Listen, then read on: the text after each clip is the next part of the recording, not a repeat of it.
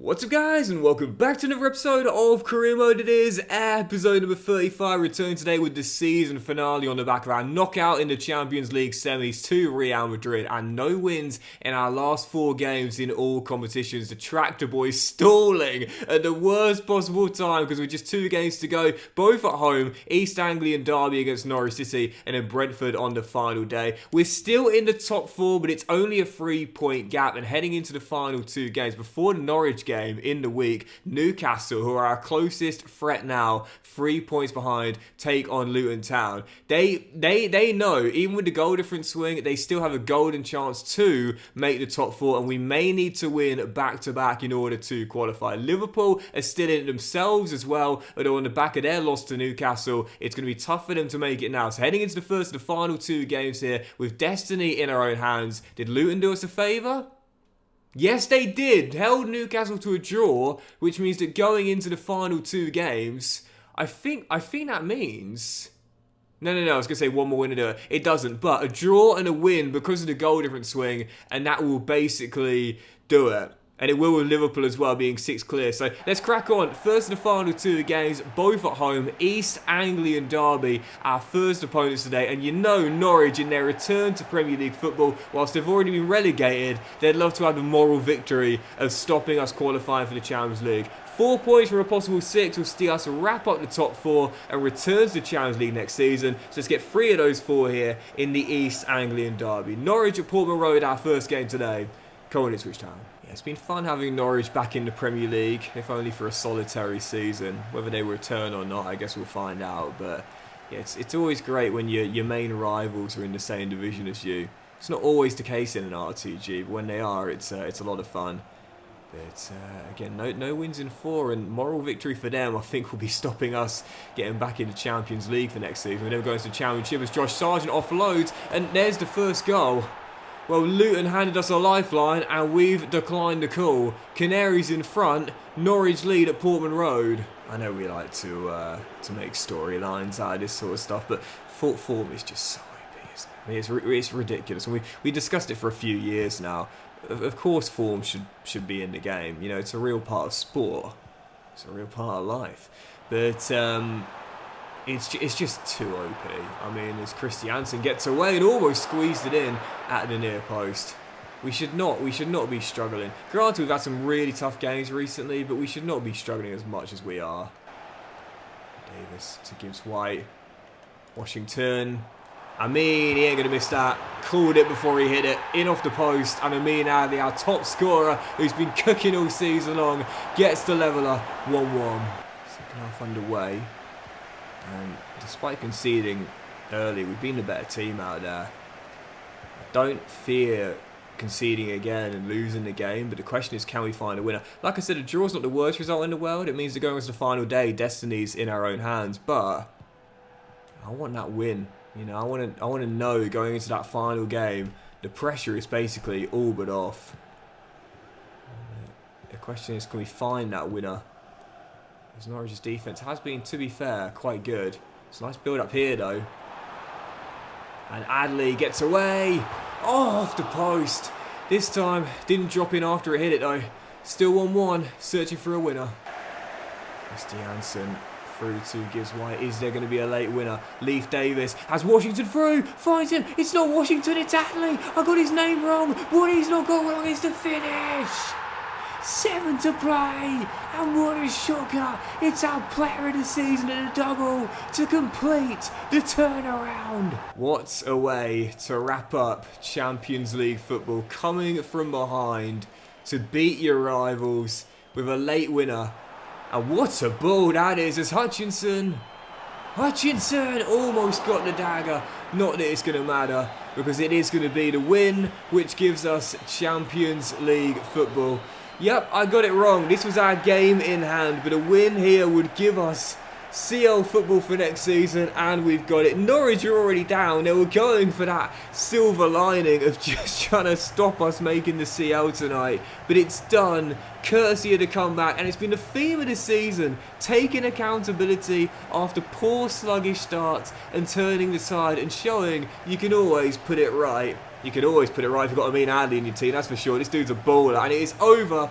Theme of the season, we've done it again. Ipswich come from behind to qualify. Yep, Liverpool were held at Molineux. Not that it would have mattered anyway. They couldn't make it, bar a miracle. So it is over heading into the final game. Yeah, sorry, I completely got it wrong. I forgot that was our game in hand because Newcastle, of course, played on the weekend and that was a midweek game. So it's over. Ipswich Town have wrapped up Champions League football for the second year in a row. It was an awful start. At the start of the season, I was thinking we'd be lucky to make Europa Conference League, but instead, like I said a moment ago, it's been the theme of the season, taking accountability and turning the tide and showing, even when you stumble up the blocks, even if you've been dealt a tough hand, you can always turn it around. So heading into the final game of the season with 4th wrapped up, we can finish in 2nd place, but we'll need to win on the final day, and Manchester United will need to lose at home to Aston Villa. Possible, but unlikely. But I just want to wrap the season up with a win at Portman Road in the final game of the campaign, and maybe, just maybe, see for the first time in the save,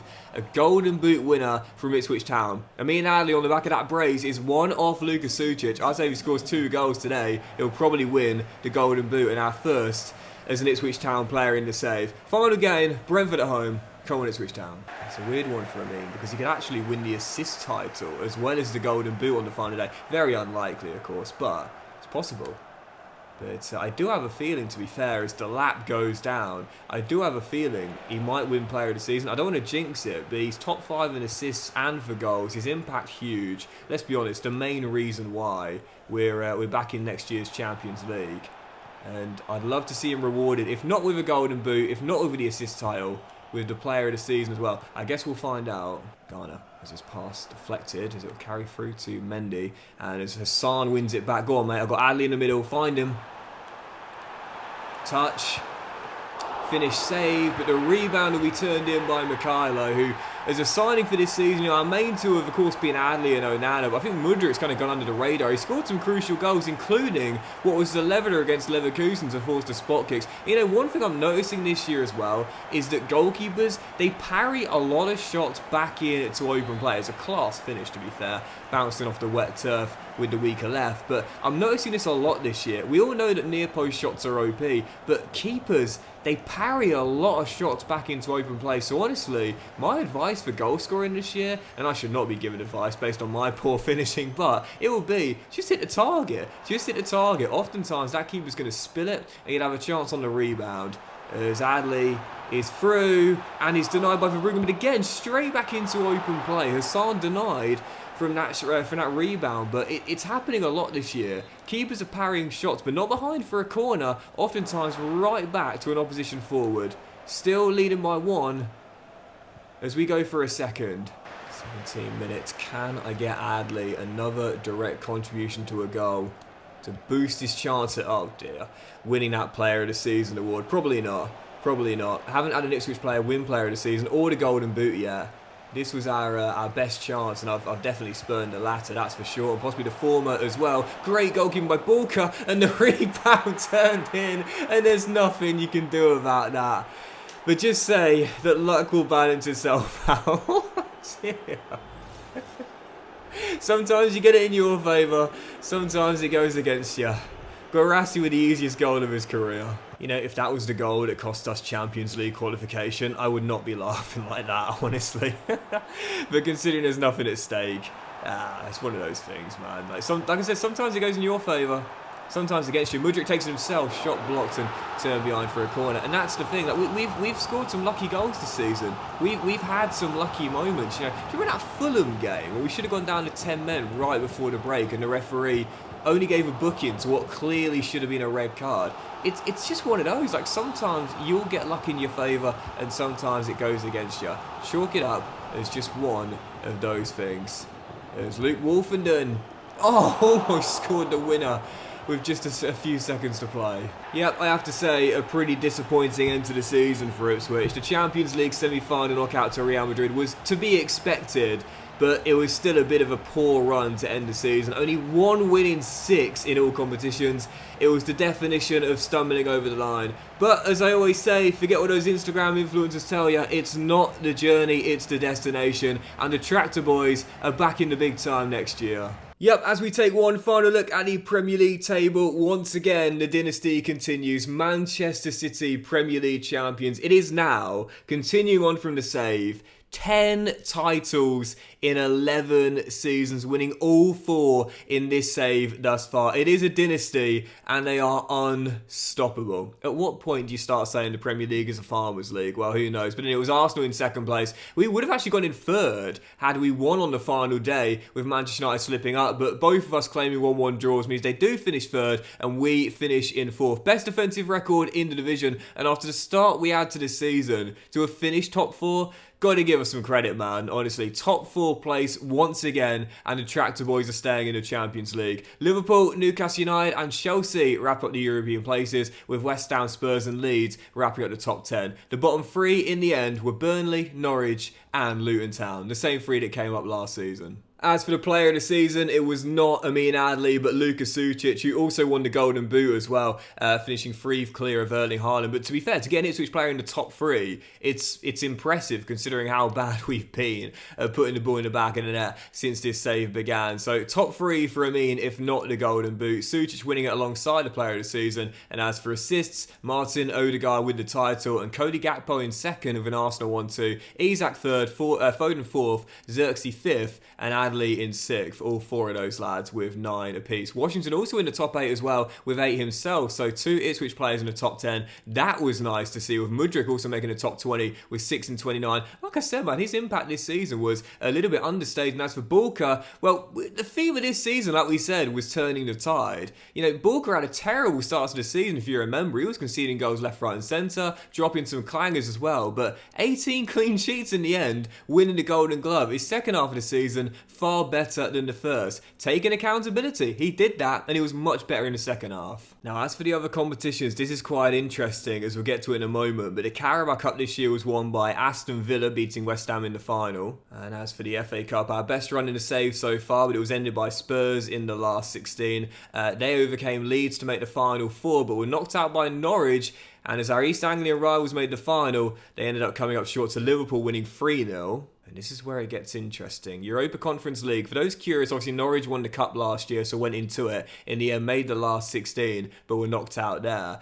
In the end, RB Salzburg went to the final and beat Sevilla to win the Europa Conference League this season. But this is interesting now, because in the Europa League, we saw a couple of English sides make the quarters and meet before Chelsea made the semis, and then beat Fiorentina in the final. Now, the Europa League winners qualify for the Champions League.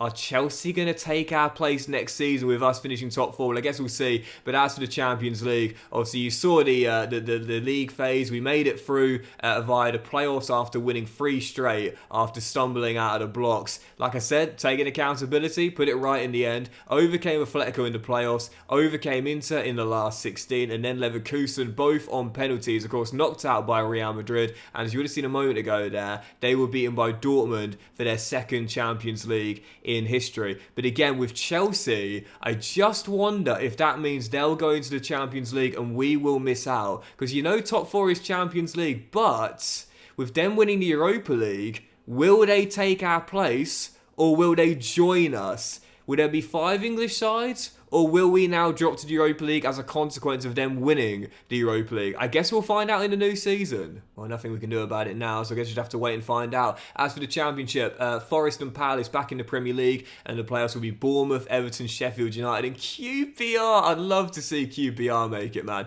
Did a great career with them a few years ago. That's my first on the PS5, actually, so that'll be quite fun. Reading, the Owls, and the Posh back down to League One. And as for League One itself, the U's, Oxford United, up alongside Wrexham. Their rise continuing. They're going to the Championship next season, with the playoffs being Pompey, Bolton, Derby, and Charlton Athletic as well. The bottom 3 were Norwich, Burton Albion, and Stockport County and Grimsby. Sorry, bottom 4 even. And as for League 2 itself, Crawley, Cambridge, and Notts County up automatically, and the playoffs Port Vale, Swindon, Fleetwood Town, and Bradford City. This year's bottom place team in the whole of the EFL was Cheltenham Town. No shocks for Ligue 1, it very rarely is. PSG champions with only 1 loss all season long, as they continue continue their dominance in French football. Paris FC bottom of Ligue 1 there. As for the Bundesliga, this season Bayer Leverkusen knocked them out of the Champions League, but they managed to win it domestically, finishing a whopping 8 clear of Dortmund with only one loss all season long, to be back on top in German football, I think for the first time in the save as well. As for the Serie A, AC Milan top 2 clear of their rivals Inter, Napoli third and Juventus fourth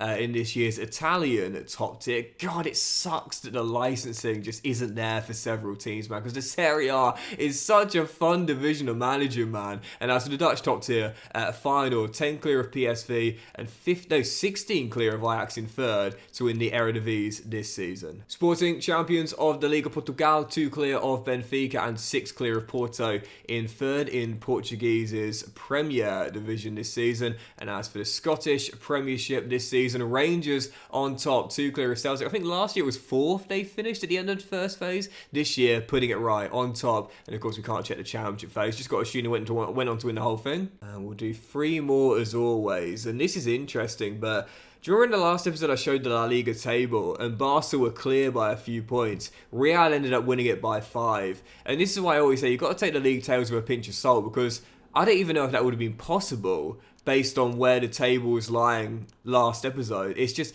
the league tables, when you go back into the save and you advance a bit, sometimes they just completely refresh and you get a completely different league table. So I always say you've got to take it with a pinch of salt. But anyway, Real Madrid champions, if not Champions League winners. And in the Turkish Super League, I think it's back-to-back for Fenerbahce now. A 22-point championship win over Besiktas and doing undefeated as well. Jose Mourinho showing just why he's been one of the most elite managers in world football over the years. And as for the MLS this season, just getting started, it is New York City off to the red hot start. And I believe we know that Ronaldo just retired, but I believe this is Messi's final year as well. I think for the new season, Messi will be gone. Just want to have a quick check whilst we're here. Lionel Messi, there he is. Is he retiring at the end of the year, or is he going to go once again? No, that is it for Messi. He'll be retiring at the end of the season. And so, as we take one final look at the team for the end of Season 4, what a side we have built here with Ipswich Town, man. Absolutely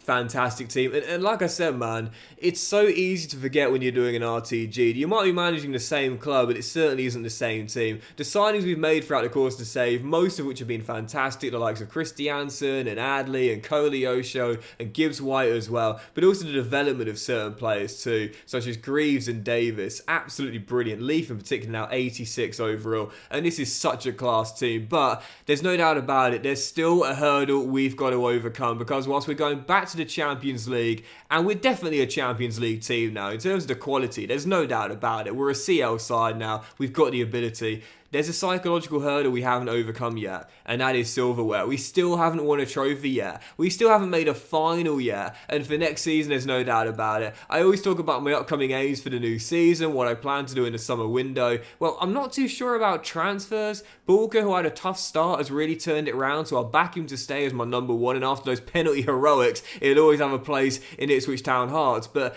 I'm not really sure. I mean, we could possibly look for like a new star centre-half, if you will, but we had the best defensive record in the division this season. Look at this, man. Mr. Consistent. I love him so much. You've got no idea, man. I'm a huge fan in real life, as I keep saying, but in the game, I've turned him into one of the best left-backs in Europe, man. I absolutely love it. But, I mean, yeah, we could look for a new star centre-half, maybe sell one of Greaves, O'Brien, or Luke Wolfenden, but I don't think we have to. But if we were going to do that, at least we could then play Onana slightly further forward in the CM area. But, you know, fullback we're fine with Christiansen and Davis. I don't really know. For the new season, I genuinely don't know where we'll be looking to improve in the transfer window.